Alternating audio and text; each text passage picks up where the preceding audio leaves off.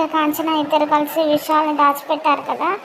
అందరు పడుకున్న సమయం చూసి విశాల్ని ఒక బెడ్షీట్లో ఉంచి మూట కట్టి కిందకి తీసుకెళ్తూ ఉంటారు. అప్పుడే అదే సమయంలో ఆనందకు మెలకు వచ్చి వాటర్ కోసం లైట్ ఆన్ చేస్తుంది. అప్పుడే అనన్య చేతిలో ఉన్న మూటను కింద పడేస్తుంది భయంతో. అప్పుడే ఆనంద బయటకు వచ్చి చూస్తుంది.